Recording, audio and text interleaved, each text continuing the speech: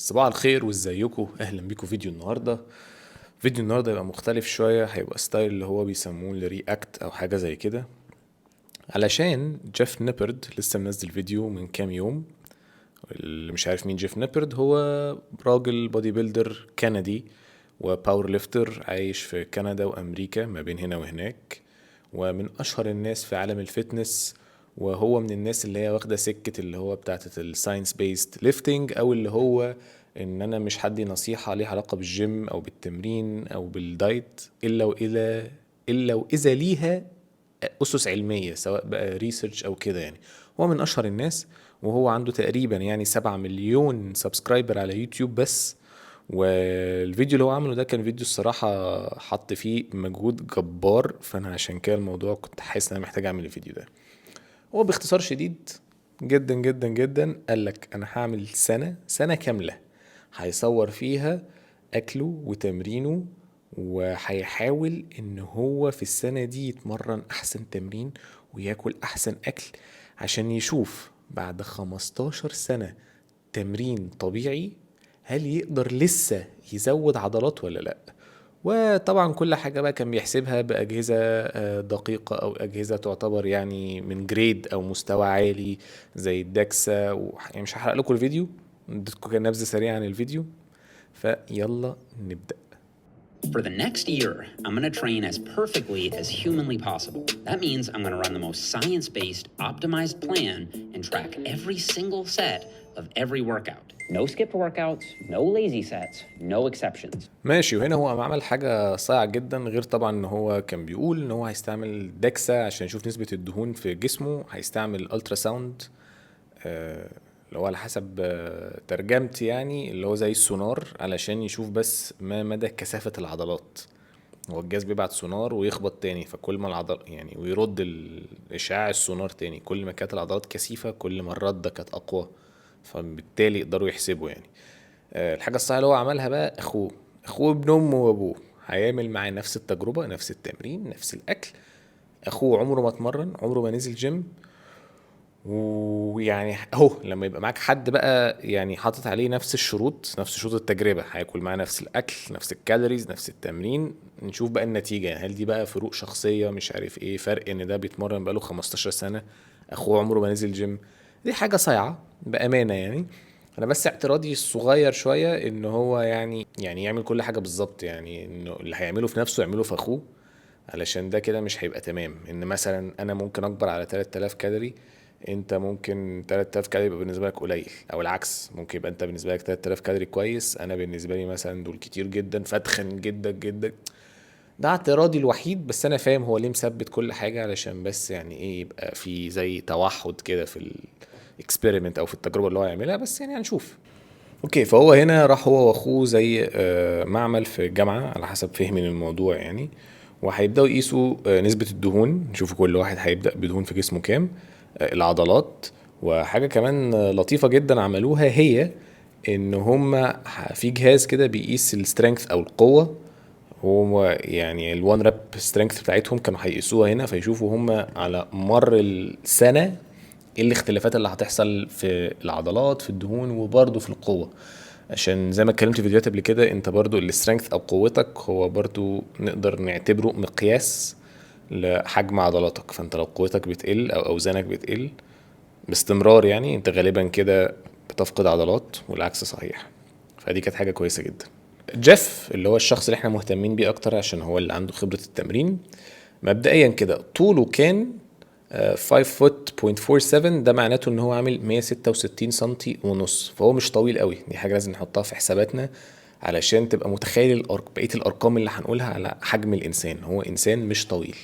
وبدأ التجربة دي وزنه 166 باوند، يعني تقريبا 75 كيلو ونص. فهو بدأ من هنا 75 كيلو، يعني خلي بالك هو كده يعتبر على طوله واخد زيادة، يعني هو طوله 100 حاجة و60. عارفين الحسبة المتخلفة دي اللي هو انت لو طولك 165 يبقى وزنك المثالي 65 وكده. هو يعتبر حاطط على الرقم ده 10 كيلو عضلات كمان او 10 كيلو زيادة مع شكل جسمه. هو هنا هيقف هتشوفوا نسبة الدهون في جسمه عاملة ازاي وكل الكلام ده. فهو لا يعتبر حد بالنسبة لطوله هو عنده كتلة عضلية كويسة جدا. دي حاجة احنا لازم يعني سواء انت شكله عاجبك او مش عاجبك، احنا لازم نعترف بالموضوع ده. هو انسان عنده كتله عضليه كويسه جدا على حجمه ده وعلى طوله وعلى كل حاجه.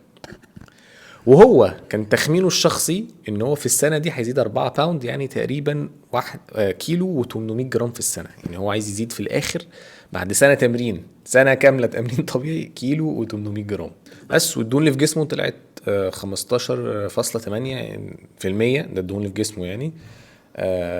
يعني انا شايف ده رقم يعتبر تمام.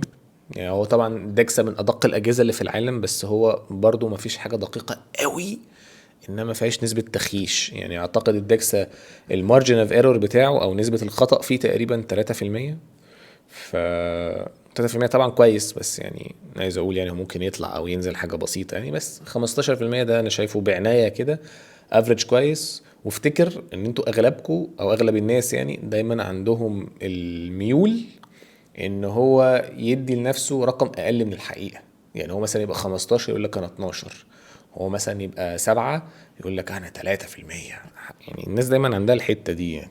يعني بص اخوه حتى لما جه يقيس الدهون في جسمه طلعت 36%. يعني مع ان انت ممكن تتخيل ده انسان مش بالكميه دي يعني، بس هو 36%. انا بس عايز اوضح ان الايه بودي فات بريسبشن بتاع الناس ده بيبقى فيه شويه خطأ. ماشي. هو هنا بيشرح تمرينه هيتمرن ازاي. فهو السبليت اللي هو هيلعبها كانت ابر لور، بعدين ياخد يوم اوف، وبعدين بوش بول ليجز. السبليت ذات نفسها انا ما عنديش معاها مشاكل، انا بلعب حاجه شبه كده، بوزعها بطريقه مختلفه بس حاجه شبه كده. السبليت ما فيش مشاكل جدا. بعدين الحاجات اللي هو بيقول ان هو هيركز عليها دي الحاجات اللي هي كده، ان هو هياخد المجموعه الاخيره من كل حركه لكومبليت فيلير. دي حاجة أنا يعني مؤخرا بقيت مايل ليها أكتر بكتير جدا جدا جدا، فأنا أتفق معاه جدا. الحاجة بقى اللي هو هنا بيقولها اللي أنا هختلف معاه عشان أنا فاهم قصده إيه، قال لك هيختار التمارين يعني اللي هي المفروض إنها إيه على حسب كلام الساينس والريسيرش دي التمرينة الصح. فمثلا يعني لو أنت هتلعب باي بالدمبل، بس هنا جه قال لك انت شايل الدمبل كده فما فيش حمل على العضله، فالتمرينه دي مش اوبتيمم. انت الاوبتيمم مثلا تلعبها بالكيبل من هنا، فيبقى طول ما انت بتشد الوزن طول ما انت عندك ريزيستنس ومش عارف ايه. انا مع ان انت تختار التمرينه اللي كويسه ليك، بس مش تبقى علشان الساينس او ريسيرش قال كده. خد الكلام ده في الحسبان. بس مثلا انا بالنسبه لي الحاجات اللي تبقى اهم، انت تركيبه جسمك عامل ازاي، انت ايه الحركه اللي انت متعود عليها اكتر، انت ايه مثلا الحاجه الضعيفه عندك، انت تركيبه جسمك عامله ازاي، دي حاجه بتفرق. ممكن يبقى حد مثلا فعلا دراعه يعتبر مثلا طويل شويه عن بقيه جسمه كنسبه وتناسب، فممكن يبقى في حركات مثلا زي البنش بالنسبه له مش كويسه، فممكن يبقى الجهاز بالنسبه له اريح. او العكس، ممكن يبقى الجهاز بالنسبه له امن ومش صعب يتعور وكل الكلام ده، بس تركيبه الجهاز مع طول جسمه مش مريحه بالنسبه له، هو اسهل له يلعب بالبنش او بالدمبل. فيبقى هو بس يعني دي شويه حاجات طبعا يعني نقدر نقول عليها ايه، يعني اللي هو احنا بقى عمالين بنتفه من بعض. يعني طبعا هو واضح ان هو بيعمل حاجه صح في حياته. ف بس يعني لو هنقول لو هندخل في الحته دي الحاجات اللي انا مش عجباني يعني.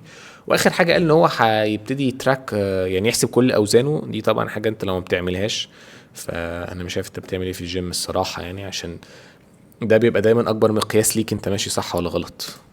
ماشي. هو بعد كده بقى بيشرح ازاي بدأ مع اخوه بالراحه واتمرنوا ومش عارف ايه وكده. وبعد شهر بقى من التمرين، وهم الحاجه اللي انا نسيت اقولها هنا ان هم الكالوريز بتاعتهم هم الاثنين بداوا في بالك على طول، فهم الاثنين بياكلوا 3000 كالوري. دي حاجه احنا ما قلناهاش. المهم بعد شهر من التمرين دي كانت النتيجه اللي فاجئتهم شويه هم الاثنين، ان اخوه زاد على حسب كلام الدكسا اللين ماس بتاعه زاد حوالي 6 كيلو او 7 كيلو، يعني عشان الارقام كلها هنا بالرطل ف ارقام تقريبيه يعني. زاد من 6 ل 7 كيلو لين ماس. حاجه بس عشان تبقى فاهمها، اللين ماس ده مش صافي عضلات. اللين ماس ده بيبقى حاجات زي عضلات، ميه في جسمك، العظم اللي هو الهيكل العظمي يعني، والاعضاء. طبعا الاعضاء والهيكل العظمي يعني التغييرات فيهم تكاد تكون معدومه، فبنركنها على جنب. فبيبقى دايما الرقم اللي طالع قدامنا ده عباره عن نسبه كبيره ميه وعضلات. طبعا هو ما زادش 7 كيلو عضلات عشان متفقين. هتلاقي مثلا 3/4 الارقام دي ميه، لأسباب كتير يعني، من ضمنها مثلا ان هو ممكن يكون لسه جديد على التمرين، جسمه لسه بيتعود، فنوع من انواع الاسترس شوية على ما جسمه يأدبت لهذا النوع. ممكن يكون مثلا تغييرات في الدايت، ممكن يكون مثلا لو هو برضو لسه جديد خد كرياتين يعني. ممكن تبقى حاجات كتير. وخلي بالكوا احنا مش عارفين الراجل ده عنده كام سنة، بس هو تقريبا شكله كده بيقول ان هو في الثلاثينات. فانت يعني لو عمرك ما نزلت جيم واتمرنت، يعني تقريبا دي علامتك انك تنزل. انت كده كده انت الكسبان يعني. هو الراجل مش عامل كل حاجة صح وشاف نتيجة وشكله بقى احسن، واكيد بعد كده صحته كمان هتتحسن. وجاف زاد في الشهر ده كيلو 400 جرام. برضو نفس الكلام، غالبا مش كلهم عضلات، هتلاقي اغلبهم مية. والدهون في جسمه زادت برضو تقريبا 1%، بس ده شيء بديهي احنا كلنا متوقعينه. انسان بيتمرن دخل بالك، فطبيعي ان هو الدهون في جسمه تزيد، وكمان العضلات والميه في جسمه اللي تتلم يعني تبقى اكتر. فهو ماشي تقريبا صح يعني. تاني كيلو و400 اللي هو عملهم في الشهر ده مش كلهم عضلات. وانا بوريك بقى ان الحياه بتمشي مسانه كامله بقى. فانا عاجبني الموضوع ان انت تحس فيه شفافيه في التعامل كده. ان هو مثلا في الاول كان بيقول ان هو سافر مع مش عارف صاحبته ولا خطيبته، فسافر بقى فلما لقى جيم واكل وسوبر ماركت ومش عارف ايه فدي كانت حاجه كده. بعدين رجع مثلا بيقول ان هو بيصور فيديوهات تانية وبيكتب بروجرامز ومش عارف ايه، فهو مش مخلي ده عذر او سبب ان هو يفوت تمرينه، ان هو مش هيضيع ولا تمرينه السنه دي، وان هو مركز جدا. فبرضو الموضوع ان هو بيوريك ان الدنيا ايه، ماشيه يعني بجد. انسان بيسافر، انسان مثلا وراه التزامات سواء بقى تبع الشغل او مثلا اجتماعيه. دي حاجه بحس الناس دايما بتسقطها وهي بتتكلم على التمرين. يعني اللي هو انت هتنزل كل يوم الجيم تعمل مش عارف ايه وتاكل ايه، واللي هو انت مفيش حياه بقى، فاهم انت؟ طب ايه يا معلم، الدنيا ما بتمشيش كده. فموضوع الشفافيه اللي هو بيتكلم فيها دي تحسه انسان طبيعي عادي جدا بيخرج ومثلا بيسافر ووراه شغل ومش عارف ايه. دي حاجه يعني بالنسبه لي كويسه جدا للي بيتفرج او للي مش يعني متابع الموضوع. بس في نفس الوقت هو مش مخلي الموضوع ده يبقى عذر. هي دي الفكره بقى يعني. هو موجود عشان انا انسان عادي، بس ده مش عذر. اوكي. وهنا هو بيقول بقى ان هم بعد 6 شهور بالك، عدى 6 شهور اهو، رايحين يعملوا تشيك تاني في المعمل اللي هم بيروحوه ده. اخوه زاد حوالي 7 كيلو لين ماس، وده رقم يعتبر كبير جدا طبعا يعني. مع انه بياكل ايه، بياكل في سيربلس، او يعني المفروض كالوريز كتير يعني، مش ديفيسيت قصدي. نسبة الدهون في جسمه قلت 1%. فده عامة اكزامبل قوي قوي للريكومبوزيشن، ان انت يعني ممكن الميزان يتغير بحاجة، بس شكل جسمك او الفسيولوجي بتاع جسمك بيروح بشكل تاني يعني. فاهمين انا عايز اقول ايه؟ فدي حاجة عامة كويسة جدا. وطبعا كثافة العضلات عنده زادت. ماشي. وبعد 6 شهور هو بيقول ان هو زاد ما يعادل 5% دهون وحوالي 2 كيلو عضلات. هو بيقول ان هو كده زاد دهون كتير قوي، وكان ممكن مثلا يزيد نفس كمية العضلات او اللين ماس، والدهون هو بيتحكم فيها قليل. بس يعني لو فكرت في الموضوع، هو في 6 شهور زايد حوالي 11 باوند. 11 باوند يعني كام؟ يعني حوالي 5.5 كيلو مثلا. يعني هو كل شهر حط مثلا اقل من كيلو دهون على جسمه. يعني مش وحش قوي عامة يعني. انا شايف ان هو حاجة كويسة. طبعا هو كان ممكن يعمل، لو يعني في عالم مثالي لو عايز تعمل الموضوع بقى اللي هو مش عايزين دهون خالص، وتبقى الزيادة كلها صافي عضلات على قد ما نقدر وكل الكلام ده، كان ممكن. بس انا برضو دايما احب الواقعية شوية. انت انسان برضو بتخرج وهتاكل وانت في بالك، فهخنق نفسي في البالك وهخنق نفسي في الكت برضو يعني. فاهم قصدي ايه؟ هو برضو يعني مش اللي هو فتح الرابع يعني. هو كيلو في الشهر تقريبا يعني دهون، ده مش يعني كويس يعني. قصدي يعني مش حاجة عنيفة قوي يعني. فنشوف يعني. هما دلوقتي بقى هيخلصوا كده، خلصوا البلك، هيدخلوا بقى في فيز اللي هتبقى ريكومبوزيشن. الريكومبوزيشن ده بجد عامل سلاح السري لاي كوتش او مدرب فعلا فاهم نوتريشن وفاهم الحاجات دي. لو بتعرف تحط المرحله دي صح والترانزيشن ما بين الفيز الصح، الموضوع ده بيبقى قوي جدا. فهو دلوقتي هيعمل كده يعني. هو خلص بالك، هيدخل في فيز بتاعت ريكومبوزيشن، وبعدين في الاخر يعمل دايت بقى، ينزل تاني لنفس الميزان اللي هو بدأ بيه التجربة من سنة. بس يشوف بقى ايه الفرق في جسمه. يعني هو نفس الرقم على الميزان، بس المفروض بقى الدهون تبقى اقل والعضلات تبقى اكتر. Days, Brad and I went to Japan for 3 weeks. So for this trip, also I got a haircut. For this trip, we're gonna do as much walking as possible because we're in recomp mode. Right. So we're not gonna take the escalator. We're gonna actually walk.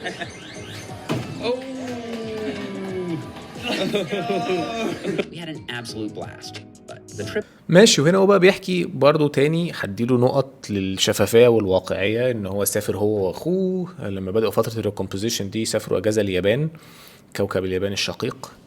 استنوا فلوج هناك قريب. ها بيقلدني، بس مش دي القصه. المهم يعني فبيقولوا هو هناك بيتكلم بقى على الحاجات الواقعيه، ان هم مثلا ايه، كان عندهم مثلا شويه مشاكل مع الدايت عشان اجازه وسفر وكده، فكان مثلا بيواجه صعوبه ان هو يلاقي البروتين.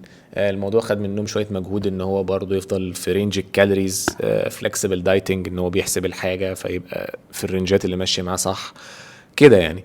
الحاجه الوحيده اللي انا يعني شويه من الاول معترض عليها، وهو هنا يعني كان بيقول ان هو هناك برضه بسبب ان هم في اجازه والجيمات والتمرين وكده، فهو كان طول السنه ماشي بالبروجرام بتاعه اللي هو كان ابر لور، بياخد يوم اوف وبعدين يلعب بوش بول ليجز. هناك علشان دول 5 ايام في الاسبوع، هناك بقى علشان اجازه وكده فاضطر يلعب 3 ايام بس في الاسبوع فول بودي. انا فاهم الفكره، وانا فاهم ان انت لو انسان عادي جدا وبتعمل الكلام ده عشان صحتك وانت في اجازه، صباح الفل، كويس اصلا ان انت في الاجازه بتاعتك اتمرنت 3 ايام في الاسبوع، دي حاجه لطيفه جدا. ما عنديش اي اعتراضات خالص. اساسا لو انا مثلا بمرن حد وجي قال لي انا طالع اجازه اسبوع او 10 ايام، ممكن اقول له خدهم كلهم اوف ونعتبر ده الدي لود بتاعك، يعني نظبطها من الاول بقى ان احنا نبقى شادين حيلنا جدا الاسبوع او ال10 ايام دول وتكمل تاني، يعني بالعكس. بس بما ان احنا هنا بنتكلم على واحد ان هو عامل زي تجربه واكسبيرمنت وبيدوكيومنت ومتابع كل حاجه وتحاليل، وان ده برضو يعتبر يعني اكل عيشه وهو مركز قوي في الموضوع وكده يعني، انا شخصيا ما كنتش هفضل ان هو يقلب السبليت فول بودي 3 ايام في الاسبوع. دي حاجه. ان انا اصلا من الاول بقيت مؤخرا مقتنع ان انت محتاج صافي بجد تمرين في الاسبوع، مش هقول مرتين عشان ما اقولش حاجه انا مش قدها، بس انا مقتنع من 3 ل4 مرات في الاسبوع كفايه. فهو من الاول اصلا ال5 ايام بالنسبه لي كانوا كتير سنه، سنه، بس هو ممكن يبقى فاضي عنده الوقت وهو بيحب هذا النوع من التمرين، فما عنديش مشاكل. بس انا لو مكانه ما كنتش هعمل 3 ايام فول بودي، كنت هخليهم بالعكس، هشيل الابر لور اللي في الاول ويبقوا بوش بول ليجز، يعني همنتج اول حته من التمرينه، اول حته من اللفه بتاعتي، والثلاث ايام بتوعي العبهم زي ما هم، البوش والبول والليجز، على اساس ان انا ابقى نفس تماريني ونفس اوزاني وما غيرتش حاجه شويه في الريكفري. وبالعكس انا اليومين الزياده اللي انا خدتهم اوف دول بتوع الابر واللور، دول ضاعوا مني بقى في حاجات زي بقى المشي بقى وخروج وفسح ومش عارف ايه، فتبقى مبالانسه معايا اكتر. انا شخصيا يعني كنت هعمل كده لو مكاني. هل في الحال هو عمله غلط؟ لا طبعا، ومحدش يقدر ان هو اللي عمله غلط يعني، بس عشان نبقى ايه، بس يعني عشان اعمل الفيديو ده ما لازم اعترض على حاجه، لازم اعلق. هو الاستاذ بيقول ان هو قعد 3 شهور بيعمل ريكومبوزيشن، وافتكر هو بقاله تقريبا 12 او 15 سنه بيتمرن طبيعي. فالفيديو اللي انا عملته عن الريكومبوزيشن اللي هو ازاي تبني عضلات وتحرق دهون في نفس الوقت، انا قلت ان هو حد زيه مش من الناس او مش من احسن الناس اللي ممكن تستفيد بموضوع الريكومبوزيشن ده. فهو هنا بقى بيقيس الموضوع، فهو بيقول لك خلاص بقى لي 3 شهور وهروح على نفس الاجازه بنفس الحاجه اشوف ايه النتيجه. خس او نزل يعني تقريبا من 300 ل 400 جرام لين ماس. هل ده معناته ان هو خس عضلات؟ انا من رايي لا، هو ما خسش عضلات، هو اللي هو نزله ده غالبا هيكون ميه في 3 شهور. 300 400 جرام دول ولا حاجه، ميه في 3 شهور، بشرط يعني طبعا هو ما قالش المعلومه دي، بس بشرط ان هو لو اوزانه فضلت زي ما هي. فهو نظريا لو اوزانه فضلت زي ما هي بس هو لقى اللين ماس بتاعه قل، ده علشان هو قلل الكالوريز شويه، يعني بدل ما هو كان واخد كالوريز زياده عشان هو في سيربلس عشان بالك بيزيد، لما جه نزلها بقى للكالوريز اللي هي بتاعت المينتنس تحافظ على وزنه. طبيعي ان اي مثلا اكل مثلا زياده بيقعد في المعده عشان الهضم، او طبيعي مثلا الميه اللي جسمك بيحبسها، او طبيعي الارقام دي تقلب معاك في الميزان. بس بما ان هو هنا مش معتمد على الميزان، هو معتمد على كذا زي الدكسه، فدي غالبا تبقى الميه الزياده اللي من الاكل الزياده اللي جسمه كان حابسها نزلت. ده اوبشن نمبر 1، وده غالبا 90% من اللي حصل. الحاجه التانية اللي قد تكون حصلت برضو يعني ان زي ما احنا قلنا التكسا في مارجن اوف ايرور، نسبه خطا 3% تقريبا، يعني 300 400 جرام دول اكيد يسقطوا يعني في ال3% بتوع الخطا دول، فممكن يكون ما فيش اي حاجه اختلفت خالص يعني. ده عامه يعني ده معناته ان انت برضو لو حد برن بالك كتير وحاولت تعمل البودي ريكومبوزيشن الدنيا تمشي معاك كويس. اخوه بقى طبعا هتلاقي عمل ريكومبوزيشن اعلى منه بكتير جدا من غير ما نشوف اهو. علشان ايه؟ عشان احنا اتفرجنا على الفيديو اللي انا عملته، فاحنا عارفين ايه اللي هيحصل.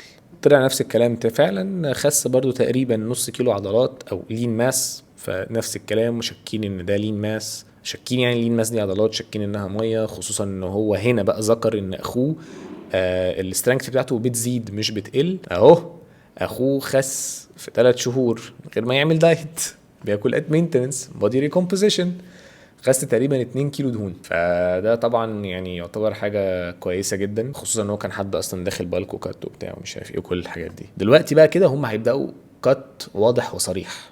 ماشي. وهنا هو بيقول ان هو لما راح المعمل بقى في اليوم بتاع الريكومبوزيشن ده اللي هو اخر مره، كانوا بيقيسوا برضو السترينث بتاعتهم، فهو جه كان سخنان، كان عايز يوري ان هو اتصاب في ركبه as I possibly could.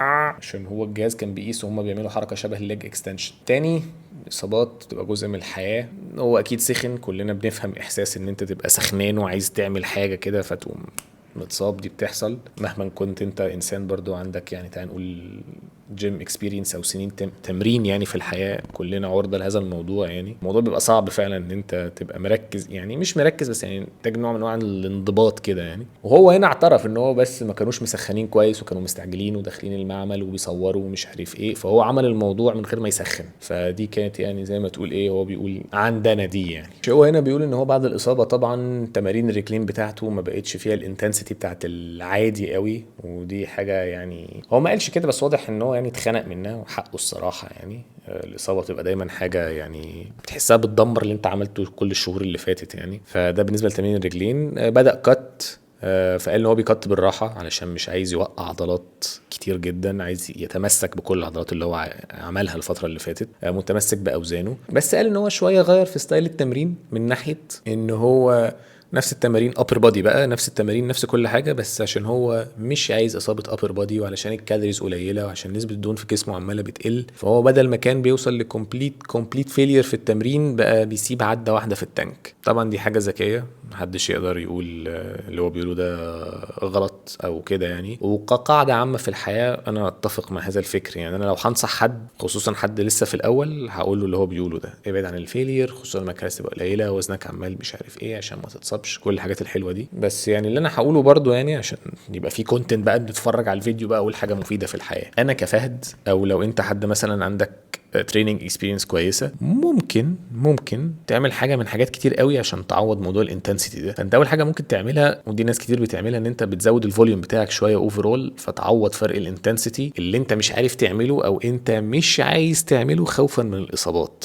فدي بتبقى حاجه يعني ايه زياده. الحاجه التانية انت ممكن تعملها، ناس كتير بتعملها برضو، وهو كان بيبتدي يغير تمارينه تبقى نفس التمرينه بس ياخدها للجهاز. فمثلا بدل ما هو مثلا تسي بيبنش بالدمبل، يبتدي يقلب الدمبل ده لماشين فلات بريس. تقولي طب ايه الفرق او مش فكره ايه الفرق او الاوزان او كل ده، الفكره بس ان هو كده يقدر يكمل ان هو يوصل لفيلير في بيئه امن شويه. ان الدمبل هتديك عرضه للاصابه اعلى. خلي بالك ان انت لو الوزن تقل منك او وصلت للكومبليت فيلير وقامت ايدك فتحت او حاجه، انت ممكن تعور كتفك او حاجه. انما الجهاز امن يعني، انت لو سيبته في اي لحظه ما مش هيحصل، انت مش هتتعور يعني. فاهم قصدي؟ الجهاز امن شويه. فدي حاجه برضو انا كنت شايفها الصراحه صايعه، او ده اللي انا بعمله اغلب الوقت يعني. هو ان انا بسيب كل حاجه بس ببقى مركز اكتر على حاجتين في التمرين، والثالثه كقاعده عامه. القاعده العامه ان انا مش هكسر اوزان يعني. وانا في دايت قوي لما وزني يبتدي يقل قوي ما بفكرش اكسر اوزان، خصوصا ان انا كفهد يعني الدايت بتاعي بيبقى بال15 وال20 كيلو. ففرق ميزان 15 20 كيلو انا كويس ان انا متمسك باوزاني، مش لازم اكسر اوزان. السنه الدايت خلصت ولقوا ان هم لسه بعيد سنه عن اسمه ايه ده، عن الوزن اللي هم بداوا فيه. فقرروا ان هم يزودوا شهرين دايت زياده هم الاثنين عشان يوصلوا للوزن اللي هم بداوا فيه. فاصبح كده اجمالي التجربه سنه وشهرين. المهم لما راحوا بقى خلاص يشوفوا النتيجه ايه اخيرا بعد ما التجربه خلصت وبتاع، هما الاثنين وصلوا لنفس الاوزان، او جيف اتليست يعني هو اللي قال الموضوع ده ان هو وصل للوزن اللي بدا فيه. قرر يعلن عن النتيجه. اول حاجه بدا اخوه زاد 4 كيلو لين ماس. فاحنا ممكن نقسوم ان عشان اخوه مبتدئ وكده وهو عمال بيتكلم قد ايه السترينث بتاعته عماله بتزيد، دول ممكن يبقوا 3.5 اذا ما كانش يعني، مش هقول كلهم بس ممكن نقول 3.5 منهم، ده رايي الشخصي يعني، عضلات. وخس 4 كيلو دهون. عامة انا شايف ان ده كويس جدا لو انت يعني حاطط في حساباتك ان هو تاخد على طول على بالك، كالوريز ما كانتش بتاعته السبليت يعني مش معموله ليه برضو يعني. طبعا السبليت ممكن تنفع كل الناس، بس قصدي يعني لما انا بعمل سبليت ليا غير لما انا مثلا بعمل سبليت لحد مبتدئ. فاهمين انا عايز اقول ايه؟ مش فرق بيبقى كبير، بس يعني بيبقى فيه فروقات محتاجين نركز عليها اكتر شويه. فلا انا شايف اخوه عمل تجربه كويسه جدا جدا جدا جدا جدا، خصوصا انها ما كانتش معموله له هو، يعني ما كانش الهدف ان احنا عايزين هو اللي يبني يعني كان لجيف، هو عمل بس اللي جيف عمله، فده حاجه طبعا كويسه جدا. نحيي اخوه. وجيف بقى بعد السنه زاد كيلو و200 جرام، كيلو و200 جرام لين ماس بعد سنه تمرين. طبعا ممكن حد يحس ان كيلو 200 جرام ده ولا حاجه بعد سنه كامله بالك وكت واوزان واصابات وسفر ومعاناه وريكومب. بص كل حاجه كيلو و200 جرام، احنا نضرب سترويدز ابرك يعني. انا معاك بس خلي بالك زي ما قلنا في الاول هو انسان مش طويل جدا، بس احنا ممكن نقول بالصور اللي هو حاططها ممكن نفترض ان هو كيلو عضلات و200 دول مثلا ميه او حاجه، يعني ممكن نقول حاجه زي كده. بعيدا بقى عن الارقام، هو شكله الصراحه كان حلو وبقى احلى، يعني شكله بقى انشف واكبر. اللي عايز اقوله باختصار شديد جدا، هو محدش هيفتكر ارقامك قوي، يعني محدش هيفتكر اصل انت كان عندك نسبه دهون كذا، او اصل انت كنت بتزيد 2 كيلو عضلات في الست شهور. الناس دايما هتفتكر اغلب الوقت شكلك، يقول لك ده شكله حلو بغض النظر بقى ارقامك ايه، يعني فاهم قصدي ايه. فهو كشكل انا شايف ان هو حد كويس جدا يعني. ماشي، هو في الاخر هنا بيقول يعني ان هو نزل تاني ل 14% دهون، ان هو حافظ على جزء كبير جدا من اللين ماس اللي هو كان زاده في البلك، خسر منهم حته في الاخر. وانا شايف ان هو برضو اصابه رجليه برضو خلي بالكم ممكن تكون مش ممكن، هي بنسبه كبيره خليته برضو ما يزيدش زياده لو كان ممكن يزيدها، بمعنى ان هو اكيد خسر شويه عضلات تحت حتى لو ارقام طفيفه، بس هتفرق في التوتال يعني في الاجمالي. اكيد الاصابه اثرت عليه من تحت، دي حاجه برضو نحطها في حساباتنا. وحاجه بقى هو ملهاش بس انا مقتنع بيها، خلي بالك ونسبه الدهون في جسمه 14%. 14% ده مش كتير يعني، مش كتير بس مش قليل، ده اللي عايز اقوله. 14% ده كويس، بس بما ان احنا دلوقتي عايشين في زمن الانستجرام والتيك توك واغلب الناس شكلها فشيخ، وعيل يبقى عنده 14 سنه بس هو شكله واد اله يوناني وحاجه من عيله ب60 نيله. هو لو كمل دايت ونزل تحت 10% دهون، انا متاكد ان انتوا مش متخيلين شكله هيبقى عامل ازاي. ان هو عامه طوله وحجمه، هو الواد كبير ومليان عضلات وعنده اللي هو بيسموها الماسل ماتشوريتي كويسه جدا. في حاجات في جسمه الصراحه ما بحبهاش، بس مثلا ظهره حلو جدا، رجليه كويسه، فهو عنده حاجات يعني. هو لو نشف شويه كمان بس مع اضاءه وشويه بوزنج وكارب وبامبات وحركات جميل جدا. انتوا مش يعني انا متاكد ان انتم بس مش متخيلين الموضوع بس. وهنا برضو بيقول لك ان هم كانوا عاملين امبادي السنه اللي فاتت دي كلها كانوا بيستعملوه يعني، وان الامبادي قال له اساسا انت نازل 400 جرام اساسا يعني صافي عضلات. فاللي ما شافش الفيديو اللي انا عملته من زمان بتاع الامبادي وقد ايه الامبادي غلط يروح يتفرج عليه، بس اللي شافه اكيد عارف توقع ان الامبادي خيش كتير جدا جدا جدا جدا جدا. فلكل الناس اللي بتعتمد الامبادي احب اقول لكم انا مش عارف انتوا بتعتمدوه ليه. فهو الفيديو بتاعه كده خلص، وانا الصراحه بحييه جدا جدا جدا على المجهود اللي هو عمله. التجربة فيها حاجات كتير جدا ممكن نستفادها، خصوصا ان هو حد طبيعي كان متابع وقايس كل حاجة، عنده خبرة في التمرين. هي طبعا المشكلة الوحيدة ان هو انسان يعني، هو نفر، فممكن يبقى فيه حاجات جينية يعني تعمل اختلافات. فلا انا الصراحة شايف ده كان فيديو يعني بجد من اجمد الفيديوهات اللي اتعملت في يوتيوب فيتنس الفترة الأخيرة عامة يعني بشكل عام. بس أنا كده ما عنديش حاجة تانية أقولها. لو ستايل الفيديوهات ده عجبك يا ريت تقولي في الكومنتات، أنا لسه بجربه كده فلسه جديد عليا. نقفل الفيديو على كده، لايك شير سبسكرايب كومنت كل الحاجات الحلوة دي. لو الستايل ده عجبك وفي حاجة معينة زي كده تاني عايز نعمل عليها رياكت، اعمل لي منشن على الفيديوهات، واشوف كل الفيديو الجاي.